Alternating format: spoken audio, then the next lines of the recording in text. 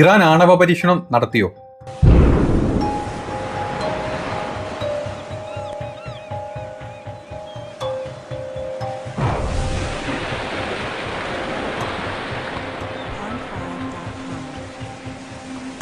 ഇന്നലെ ഫെബ്രുവരി 16 രാത്രിയാണ് ഈ ഒരു ഭൂചലനം ഇറാനിലെ ബുഷേർ ആണവ നിലയത്തിന്റെ തൊട്ടടുത്തുനിന്നുണ്ടായിട്ടുള്ളത്.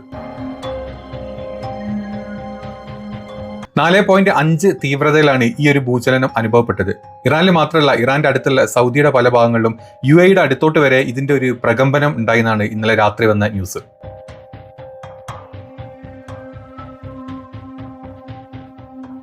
ഇതൊരു സ്വാഭാവിക ഭൂചലനമല്ലെന്നും ഇറാൻ ആണവ പരീക്ഷണം നടത്തിയതിന്റെ പ്രകമ്പനമാണെന്നുമാണ് പൊതുവെ പല ആളുകളും ഇതിനൊപ്പം നിഗമനത്തിലോട്ട് എത്തിയിട്ടുള്ളത്.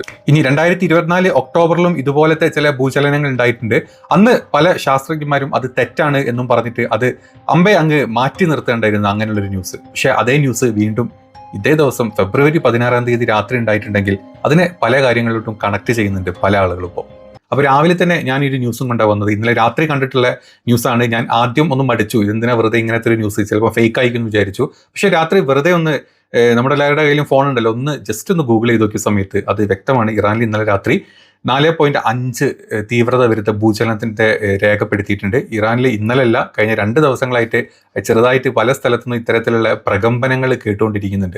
ഈ ഒരു അവസരത്തിൽ ഇന്ന് ഇപ്പം ജനീവയിൽ വെച്ചിട്ട് ഒരു ഇറാൻ അമേരിക്ക ഒരു ഡീൽ മീറ്റിംഗ് നടക്കുന്നുണ്ട്. അതിന്റെ തൊട്ട് മുമ്പായിട്ട് അമേരിക്ക എല്ലാ സന്നാഹങ്ങളുമായിട്ട് ഇറാന്റെ അതിർത്തി തീരങ്ങളെല്ലാം എത്തിയിട്ടുണ്ട്. അപ്പോഴേ ഇത്തരത്തിലുള്ള ഒരു ആണവ പരീക്ഷണം ഇറാൻ നടത്തുന്നില്ല എന്ന് കണ്ണടച്ച് ചിന്തിക്കാൻ എന്നെ കൊണ്ട് തോന്നിയില്ല. അതുകൊണ്ട് തന്നെ രാത്രി വീഡിയോ ചെയ്തു, രാവിലെ തന്നെ ഇത് പോസ്റ്റ് ചെയ്യാമെന്ന് വിചാരിച്ചു. അപ്പം വീഡിയോ കണ്ടു തുടങ്ങുമ്പോൾ തന്നെ ലൈക്കും ചെയ്യുക, മാക്സിമം ഷെയറും കമൻസും, പിന്നെ ഇത് ചാനൽ സബ്സ്ക്രൈബ് ചെയ്യാത്ത ആൾക്കാർ ഇത് ചെയ്യുക. ഈ സമയത്ത് ഇത് പറയണോ എന്ന് വെച്ചാൽ പറയണം, മാക്സിമം ആൾക്കാരോട് എത്തണമെങ്കിൽ ഇത്തരം കാര്യങ്ങൾ പറഞ്ഞേ പറ്റൂ. അതുകൊണ്ട് തന്നെയാണ് പറയുന്നത്. നേരെ ന്യൂസിലോട്ട് പോവാം.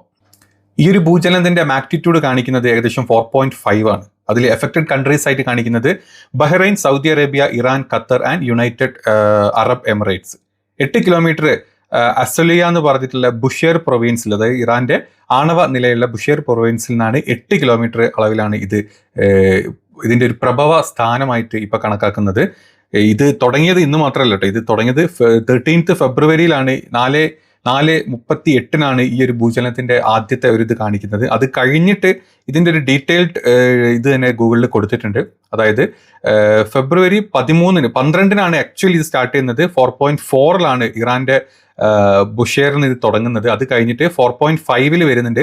5 കിലോമീറ്റർ ഫ്രം ഇറാന്റെ മറ്റൊരു ബുഷേറിന്റെ പ്രൊവിൻസിന്റെ ടാഗി എന്ന് പറഞ്ഞിട്ടുള്ള ഒരു സ്ഥലത്ത് നിന്ന് ഇത് വരുന്നുണ്ട്.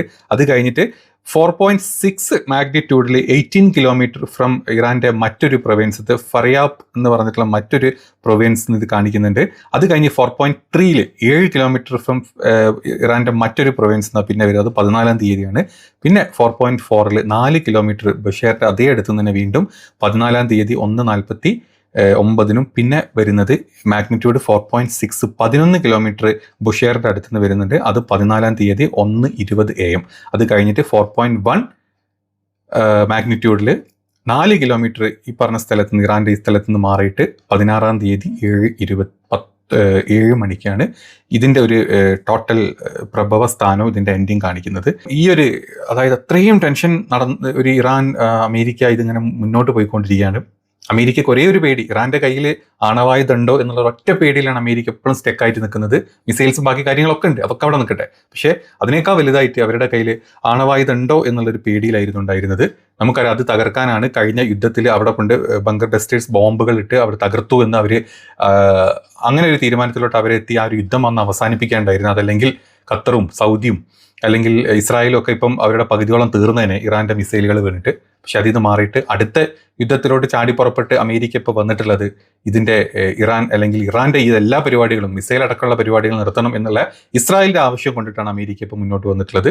അതിന്റെ അവസാന ഘട്ടം, അതായത് ഇന്നത്തെ ചർച്ച പാളിപ്പോയി കഴിഞ്ഞാൽ നമുക്കറിയാം യുദ്ധം തുടങ്ങും എന്നുള്ളത്.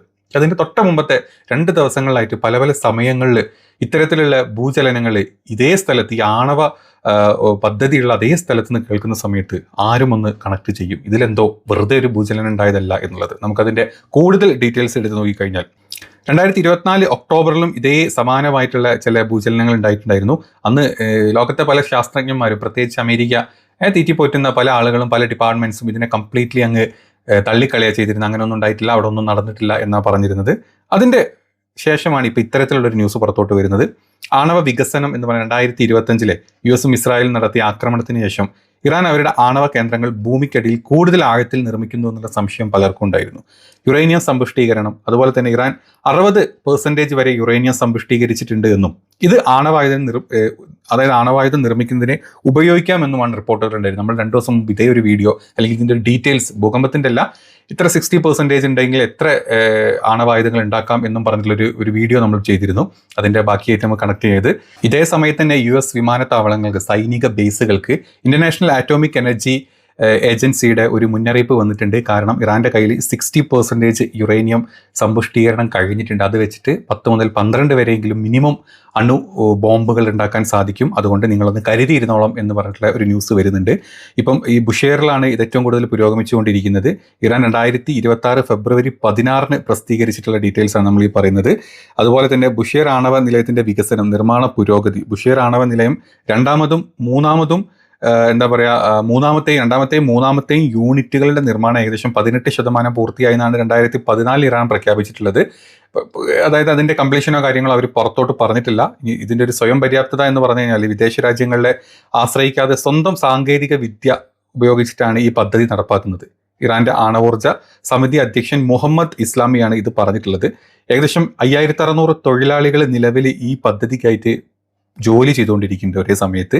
അപ്പോൾ ഇന്റർനാഷണൽ ആറ്റോമിക് എനർജി ഏജൻസിയുടെ മുന്നറിയിപ്പ്, ആണവ ശേഖരം, അതായത് ആധുനിക ശേഷി, ഇറാന്റെ പക്കലുള്ള സമ്പുഷ്ടീകരിച്ചിട്ടുള്ള യുറേനിയം ഉപയോഗിച്ച് ഏകദേശം 12 ആണവായുധങ്ങൾ നിർമ്മിക്കാൻ അത് അന്താരാഷ്ട്ര ആണവോർജ ഏജൻസി പ്രോപ്പറായിട്ടുള്ള മുന്നറിയിപ്പാണ് ഇത് കൊടുത്തത്.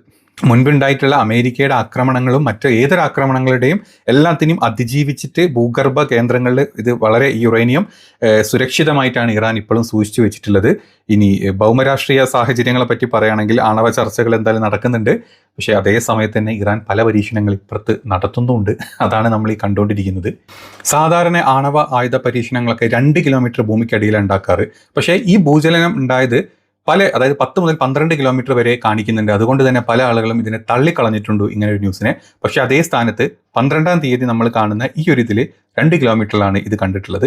പിന്നെ അത് 13-ാം തീയതി വന്നപ്പോൾ അത് 5 ആയി, പിന്നെ അത് 18 ആയി, പിന്നെ അത് 7 ആയി, പിന്നെ അത് 4 ആയി, പിന്നെ അത് 11 ആയി, പിന്നെ വീണ്ടും അത് 4 കിലോമീറ്റർ ആയിട്ട് കുറയുന്നതായിട്ടും കാണിക്കുന്നുണ്ട്. അങ്ങനെ കണക്ട് ചെയ്യുന്ന സമയത്താണ് പല ആളുകൾക്കും ഇതൊരു ആണവ പരീക്ഷണമാണോ എന്നുള്ള ചില ചിന്തകളും ചില അഭിപ്രായങ്ങളൊക്കെ മുന്നോട്ട് വന്നിട്ടുള്ളത്. ഏതാണെങ്കിലും ഈ ഒരു ബുഷേർ ആണവ നിലയത്തിൻ്റെ ഒരു കപ്പാസിറ്റി നോക്കുകയാണെങ്കിൽ ഇപ്പോൾ ഒരു മാഗ്നിറ്റ്യൂഡ് ഏകദേശം 9 വരെ പോയി കഴിഞ്ഞാലും അതിനെ തടുക്കാനുള്ള പവറുള്ള ഒരു ആണവ നിലയമാണ് ഈ ബുഷേറിലുള്ള ഇറാൻ്റെ ആണവ നിലയം. അതുകൊണ്ടൊക്കെ തന്നെ ഇത് ഒരു സ്വാഭാവികമായിട്ടുള്ള ഭൂചലനാണെങ്കിൽ ഈ പറഞ്ഞ റിയാക്ടറിന്, അവിടെയുള്ള റിയാക്ടറിനൊന്നും സംഭവിച്ചിട്ടില്ല. അതായത് 9 കിലോമീറ്റർ വരെ അവർക്ക് സ്റ്റോപ്പ് ചെയ്യാൻ പറ്റില്ല. 9, അതായത് സ്കെയിലിൽ 9 വരെ മാഗ്നിറ്റ്യൂഡ് പോയി കഴിഞ്ഞാലും അതിനെ തടുക്കാനുള്ള ഒരു പവർ ഇതിനുണ്ട് എന്ന് പറയുന്നുണ്ട്. അങ്ങനെ നോക്കുകയാണെങ്കിൽ ഇത് സ്വാഭാവികമാണ് എന്നുണ്ടെങ്കിൽ ഇതൊരു 4.5, 4.6 വരെയാണ് ഇതിൻ്റെ മാഗ്നിറ്റ്യൂഡ് ആകെ പോയിട്ടുള്ളത്. അതുകൊണ്ട് ഏതാണെങ്കിലും അത്തരത്തിൽ ഈ ഒരു റിയാക്ടർ, ഈ ഒരു ആണവ നിലയത്തിനൊന്നും സംഭവിച്ചിട്ടില്ല. പക്ഷെ മറിച്ച് ഇതൊരു പരീക്ഷണമാണെങ്കിൽ അതിനുള്ള ചാൻസസ് വളരെ ഹൈ ആണ്. ഇത് പല ന്യൂസുകൾ ഇത് പുറത്തോട്ട് കൊടുക്കില്ല. കാരണം അത്തരത്തിലുള്ള ന്യൂസ് സ്പ്രെഡ് ആവാണ്ടിരിക്കണം എന്നുള്ളൊരു കാരണം കൂടെ ഉണ്ട്.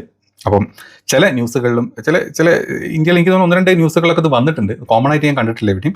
പക്ഷേ നിങ്ങൾക്ക് ആർക്ക് വേണമെങ്കിലും ഗൂഗിളിൽ ടൈപ്പ് ചെയ്ത് നോക്കാം, ഇറാനിൽ ഇന്നലെ സംഭവിച്ചിട്ടുണ്ടോ, അല്ലെങ്കിൽ ഇറാൻ്റെ നിയറസ്റ്റ് എവിടെയാണ് അതിൻ്റെ പ്രഭവ സ്ഥാനം, എല്ലാ ഡീറ്റെയിൽസും ഗൂഗിളിൽ ഓട്ടോമാറ്റിക്കലി നമുക്കത് അപ്ഡേറ്റഡ് ആവും എന്നുള്ളത് അത് കൊടുത്തിട്ടുണ്ട്. ഞാനത് എൻ്റെ വീഡിയോയിലും വെച്ചിട്ടുണ്ട്. ഏതാണെങ്കിലും ചർച്ച ഇന്ന് നടക്കുന്നുണ്ട്. നല്ലൊരു ചർച്ച ആവട്ടെ. ഒരു തരത്തിലുള്ള ഒരു ഡിസ്പ്യൂട്ട് അതിൽ വന്നിട്ട് ഈ ചർച്ച പരാജയപ്പെടാണ്ടിരിക്കട്ടെ എന്ന് നമുക്ക് പ്രാർത്ഥിക്കാം. അത് നല്ല രീതിയിൽ മുന്നോട്ട് പോയിട്ട് ഒരു യുദ്ധം ഒഴിവാവുക എന്നുള്ളതാണ് ലോകത്തുള്ള എല്ലാ മനുഷ്യർക്കും നല്ലത്. ഏതാണെങ്കിലും കാത്തിരുന്നിട്ട് കാണാം.